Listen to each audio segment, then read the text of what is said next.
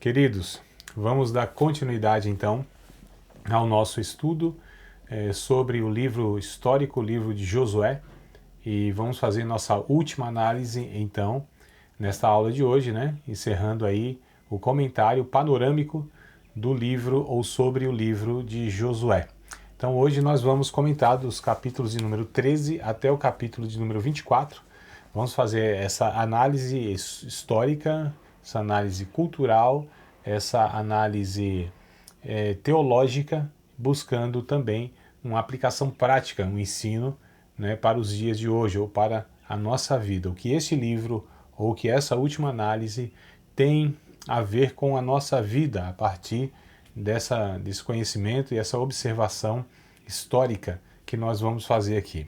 Então vamos lá.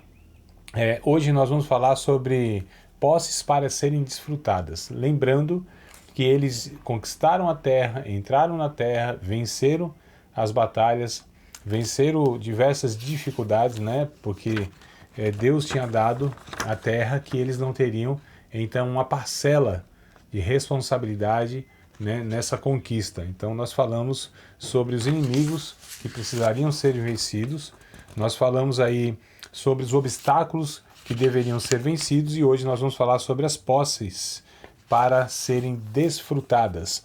Então os capítulos restantes, desse 13 ao 24 de Josué, se ocupa com vários detalhes relativos à divisão da terra entre diferentes tribos. Isso vai então do capítulo 19, versículo 1 até, capítulo 13, versículo 1 até o capítulo 19, versículo 51, onde se encerra o capítulo 19. Então aqui vai tratar de vários detalhes relativos à divisão dessas tribos, lembrando que a nação de Israel era constituída de vários clãs, isso quer dizer que eram grupos de parentes, a família viviam em clãs. E cada um tinha a sua tribo, eram 12 tribos de Israel. Interessante observarmos também que havia uma tribo que ela não recebia ou não recebeu nenhuma herança, geograficamente falando, que era a tribo de Levi, os famosos, os conhecidos levitas. Nós vamos ver sobre também essa tribo aqui. 6 cidades de refúgio, então vamos aqui para a gente tentar se situar nessa geografia e nessa forma de organização deste povo. Então havia lá 12 tribos. Dentre essas 12 tribos foi designado, aqui no livro de Josué, na verdade isso já é remetendo tanto o livro de Números, o capítulo de número 35, verso 8, e Deuteronômio, capítulo 19, verso 1 ao 10, havia essa ordem lá em Moisés, lá nos livros de Números e Deuteronômio, para que se fizesse então, quando fosse entrar na Terra Prometida, que se organizasse dessa maneira a ter dentre as 12 tribos, 6 cidades, lá chamadas cidades de refúgio. Para que essas cidades elas serviam? Para quando houvesse um crime, um assassinato, um homicídio, na verdade, no caso, aquele que fosse acusado do assassinato pudesse ter um julgamento justo, pudesse ser ouvido, pudesse ser aí julgado. Então, para que de repente o parente da vítima não fosse fazer justiça com as suas próprias mãos, desse então tempo desse acusado ele ir até a cidade do refúgio para que os anciãos da cidade pudessem então julgá-lo como se deveria de uma forma justa, dando o direito de ser ouvido e de apresentar a sua defesa. Então é bem interessante que já há uma organização aqui, como nação, como que eles deveriam se organizar e julgar, por exemplo, esta causa. Lembrando que o assassinato foi proibido por Deus, não matarás, na verdade seria melhor traduzido por não assassinarás, porque há de fato a possibilidade de ter uma morte, um homicídio, mas que não fosse por assassinato, por acidente, por exemplo, o que a própria Bíblia aqui ela vai distinguir e inclusive a nossa Constituição também, nosso Código Penal também vai colocar aí essas duas formas de homicídio, o culposo e o doloso onde há intenção de matar e o culposo onde não há intenção de matar, mas há a responsabilização dessa pessoa que matou por um acidente, enfim. Então é interessante já observar essa organização aqui também, tá? Dessas 6 cidades de refúgio. Então, dentre as 12 tribos, 6 cidades, né? Uma cidade para cada 12 tribos, nos seus limites, né? Nas suas fronteiras havia, para que desse tempo aí desse acusado ele está se refugiando. Por isso, então, cidade de refúgio. Assim como o Deuteronômio, o livro de Josué se encerra com a mensagem de despedida aqui do próprio Josué.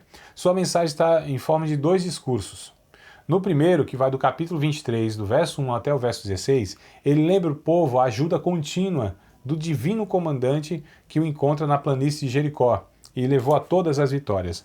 Vamos ler aqui o texto do capítulo 23, né? Então, Josué, capítulo de número 23, para que a gente possa acompanhar, então, na referência bíblica aqui, sobre o discurso de despedida, à semelhança de Moisés também, que chama todo o povo, né, dá o discurso ao povo dizendo a fidelidade de Deus, a providência de Deus, o que aconteceu naqueles 40 anos, e chama inclusive Josué, né, e, diante de todo o povo, para dar posse a ele como o sucessor da sua liderança. Então, à semelhança de Moisés, lá no final do livro de Deuteronômio, também aqui, Josué tem aí o mesmo comportamento, a mesma postura. Capítulo de número 23, versículos de número 3, 5, 9 e 10. Então diz assim, olha que coisa interessante. O Senhor vosso Deus as impelirá diante de vós e as expelirá diante de vós.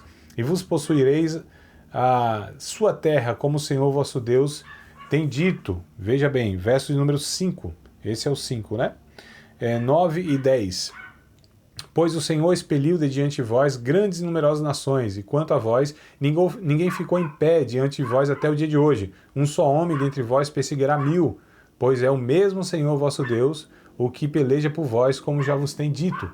Então, o Josué, ele convoca o povo, chama o povo à memória que Deus é quem fez tudo aquilo que levou o povo, então, a ser vitorioso. Era o próprio Deus, pela sua fidelidade, né, pela sua generosidade, que levou o povo a essas vitórias. Olha só, há algumas palavras-chave aqui no livro de Josué. E essas palavras-chave, então, resumem a mensagem sobre a responsabilidade deles para com o Senhor. É interessante aqui, no mesmo capítulo 23, verso de número 6, olha só.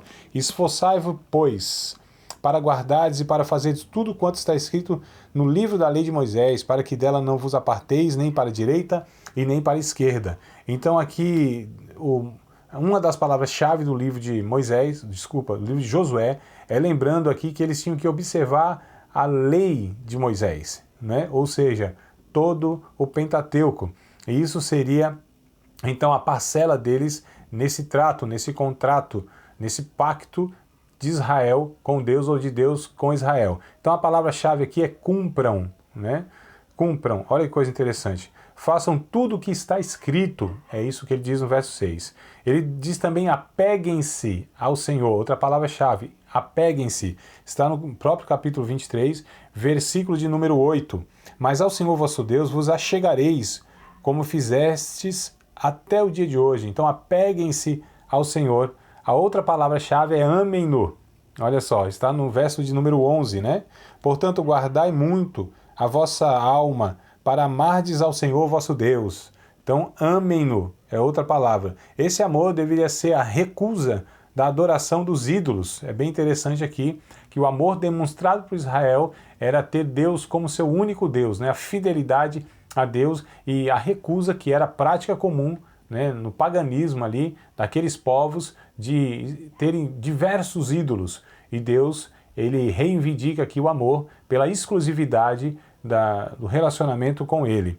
Josué morreu então, e Israel, ele perdeu um dos seus grandes líderes, um dos seus maiores líderes. E aí depois de Moisés vem Josué, que é um dos grandes líderes, né, que conduz aí o povo a adentrar na terra e toda essa conquista. Então Moisés, enquanto ele conduz o povo no deserto por 40 anos, Josué dá essa continuidade à liderança de Moisés, né, e às promessas que Deus fez, não só através de Moisés, mas através dos patriarcas Abraão, Isaque e Jacó, e principalmente Abraão, né, e posteriormente também José, e a gente vai ver um pouquinho mais para frente aqui, que na própria morte de Josué, eles também se lembram dos ossos de José, que foi uma profecia que o próprio José ele proferiu lá em Gênesis, no finalzinho de Gênesis, dizendo que os seus ossos seriam levados, então, ali da terra do Egito, né? E sepultado nessa terra da promessa. No capítulo 24, versículo 29 ao 33,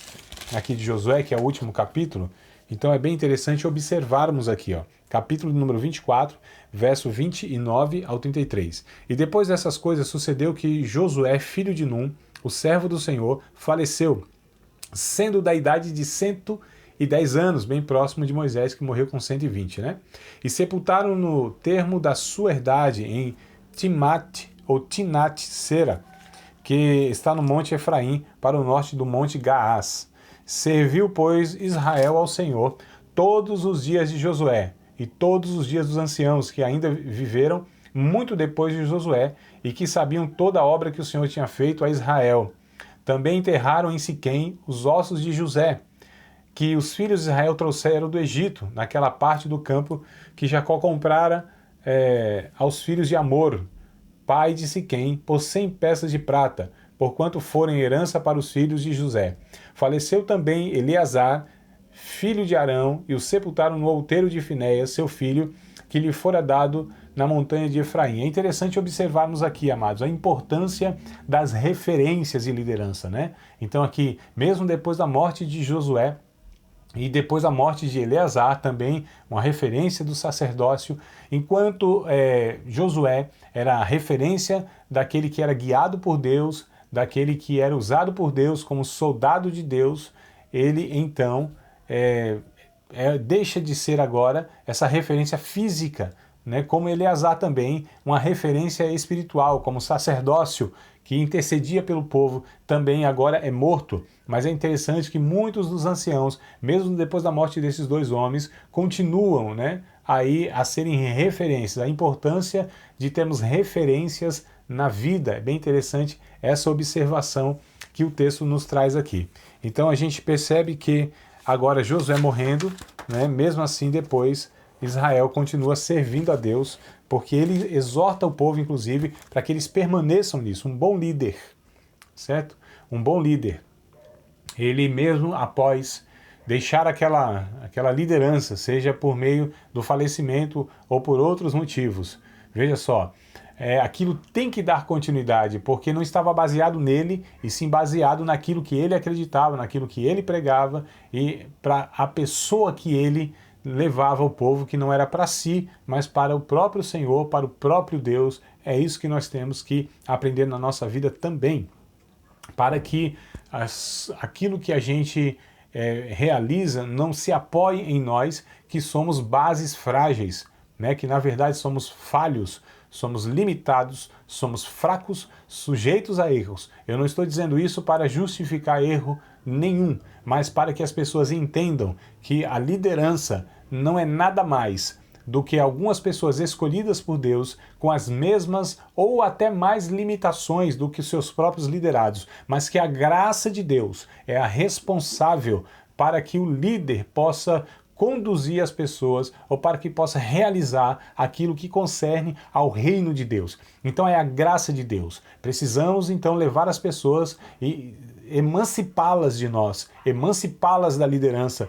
Todas as pessoas precisam estar tendo uma ligação direta com o Senhor, com o seu próprio Salvador, com o seu Criador e com Deus. Liderança ruim é a liderança que as coisas são apoiadas nela, as referências últimas são o seu carisma, a sua capacidade e o seu poder de realização. Isso é uma liderança péssima. Aqueles que saem e aquilo que ele realizou se desmorona, porque estava apoiado nele e não estava apoiado no próprio Deus e na própria palavra de Deus.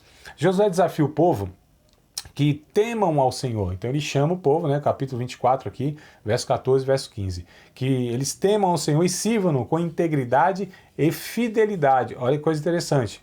Ele chama o povo, desafia esse povo e diz: vocês sirvam a Deus com fidelidade, com integridade. E vocês escolham, frase famosa, né, no capítulo 24, verso 15, vocês escolham a quem vocês vão servir. Não fiquem aí cocheando, né?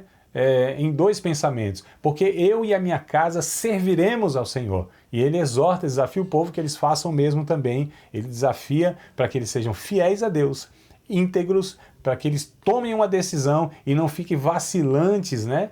Cocheando aí, mancando, né? Dando mancada, como diziam alguns, não tomando suas decisões. E ele disse, porém, eu e a minha casa, nós vamos servir ao Senhor. Vocês escolham, vocês tomem as suas decisões. É interessante também que aqui Josué, como líder, ele transfere, não é que transfere, mas ele coloca a responsabilidade individual em cada um, né, dizendo que a sua decisão é aquela e que cada um deve tomar também a sua decisão de servir a Deus, assim como ele fez. A mensagem de Josué é realmente importante em nossas vidas cristãs, isso é um fato. Há 3 grandes temas que agora eu quero falar com vocês, né, no livro de Josué, aqui, 3 grandes temas a nós absorvermos, aprendermos e aplicarmos em nossa vida. Fidelidade, pureza e vitória. Olha que coisa interessante. 3 grandes temas que servem para a nossa vida cristã. Fidelidade, pureza e vitória. Confiança em Deus, que é fiel, que é santo e é invencível. Então, esses são os 3 grandes temas do livro de Josué, né? Que Deus, ele é fiel, ele é confiável, ele é santo e ele é vitorioso, ele é invencível. Então vamos simplificar aqui da seguinte forma. O povo de Deus pode depender dele, tá? Então anotem aí. O povo de Deus pode depender dele. Estou fazendo já um resumo dos temas ou do tema aqui que aparece em Josué como a dependência, né, de Deus, a fidelidade, a confiança que podemos depositar em Deus. O povo de Deus precisa escutá-lo. Segundo tema, o povo de Deus precisa dar ouvidos à palavra de Deus. E o povo de Deus é salvo por ele, tá certo? São os 3 grandes temas que aparecem no livro de Josué. Então vamos lá, depender dele. Sua palavra é completamente confiável. Ele nunca decepciona seu povo. Vamos recorrer aqui ao texto do capítulo de número 11 de Josué, capítulo de número 11, versículo de número 23, para que a gente perceba aqui essas afirmações. Então, Josué, capítulo 11, versículo de número 23. Olha só que coisa interessante. Assim Josué tomou toda esta terra, conforme tudo o que o Senhor tinha dito a Moisés. E Josué a deu em herança aos filhos de Israel conforme as suas divisões, conforme as suas tribos, e a terra repousou da guerra. Então aqui, Josué tomou toda a terra conforme tudo quanto o Senhor tinha dito a Moisés. Então a promessa que Deus fez a Moisés, né? Há dezenas de anos atrás, agora Deus mostra a sua fidelidade, cumprindo então aquela promessa que ele tinha dado a Moisés. Capítulo de número 21, verso 43 ao 45. Josué, capítulo de número 21, verso 43 ao 45. Estamos falando sobre a fidelidade de Deus. O povo de Deus pode confiar nele. Veja bem. Desta sorte deu o Senhor a Israel toda a terra que jurara dar a seus pais, e a possuíram e habitaram nela. E o Senhor lhe deu repouso em redor, conforme tudo quanto jurara a seus pais. E nenhum de todos os seus inimigos ficou em pé diante deles. Todos os seus inimigos o Senhor deu na sua mão. Preste atenção no verso 45. Palavra alguma falhou de todas as boas palavras que o Senhor falara à casa de Israel. Tudo se cumpriu, é o que o texto diz. Nenhuma das boas palavras que o Senhor falara à casa de Israel, nenhuma delas falhou. Nenhuma. E olha que Deus falou um monte de coisa.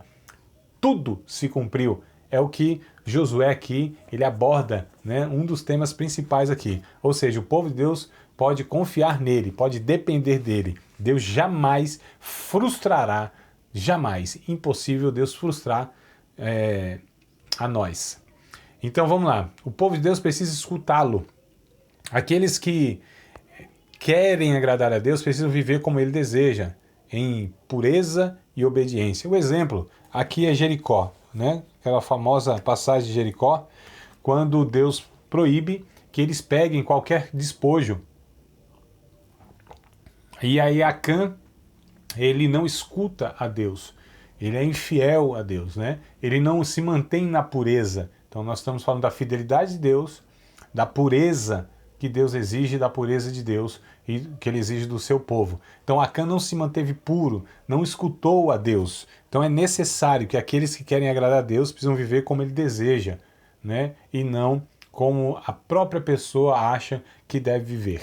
Se nós entregamos nossas vidas a Deus, nós precisamos entender que o escutar, e o escutar aqui eu não estou falando de um ouvir, né? De um dos sentidos, faculdades da alma aqui, não é isso.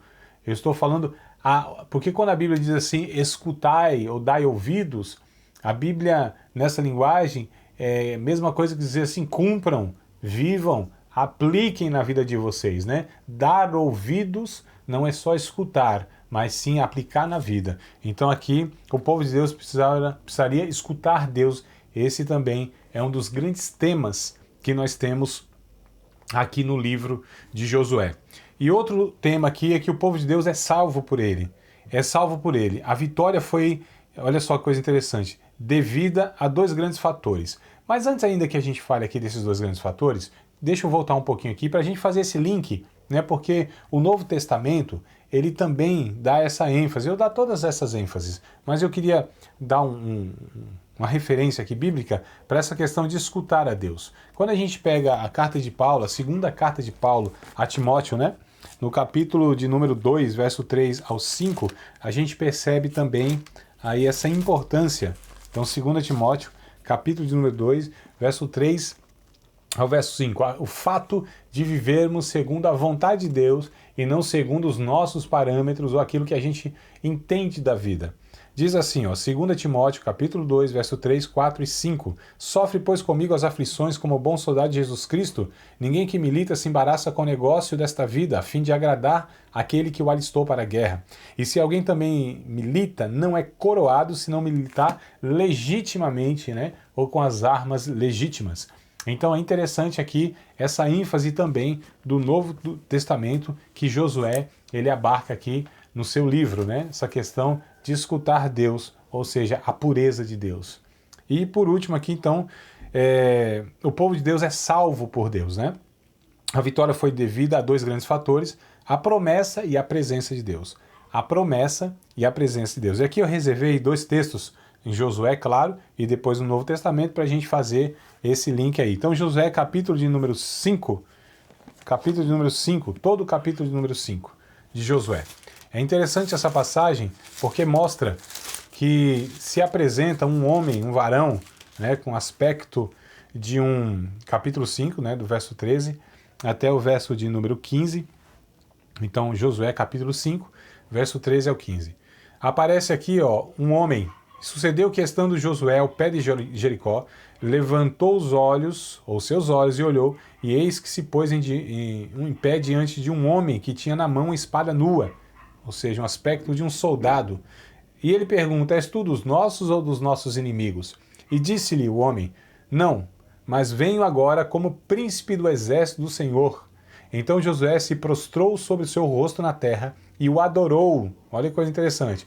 E disse-lhe, que diz meu senhor ao seu servo? Então disse o príncipe do exército do Senhor a Josué, descalça os sapatos dos teus pés, porque o lugar que estás é santo, e fez Josué assim. É interessante, queridos, observarmos que isso se assemelha muito ao encontro de Moisés com o Senhor naquele deserto, naquela sarça ardente.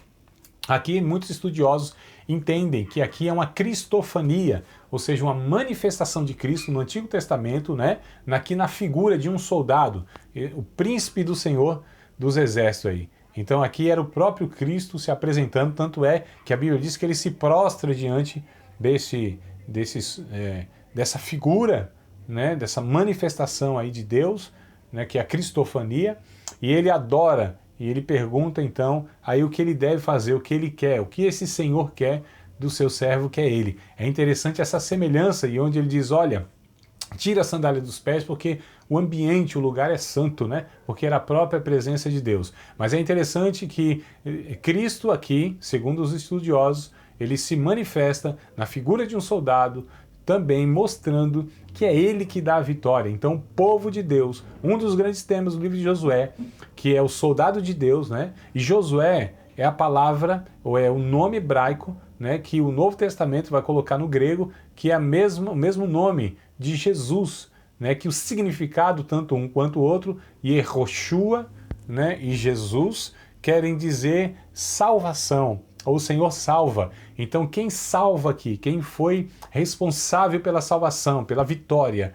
por todas as conquistas é o próprio Deus. Não há mérito nesses homens, a responsabilidade que eles têm em estar acreditando nas promessas de Deus, a viver uma vida pura e a dependerem de Deus, entenderem que é Deus que opera tudo em todos. Então a graça de Deus, ela sempre foi pregada e ensinada por diversas vezes, ou aliás, sempre, de muitas maneiras, no Antigo Testamento. E isso não é tema apenas do Novo Testamento, a graça, mas a graça de Deus sempre foi pregada, ensinada de outras maneiras, não com a palavra graça, não no conceito que o Novo Testamento traz, mas sempre Deus estava preparando o povo e mostrando que Ele, de fato, é o que pelejava as suas pelejas. É Ele, e por causa da sua fidelidade, por causa da sua palavra empenhada, por causa do seu trato, né, que Ele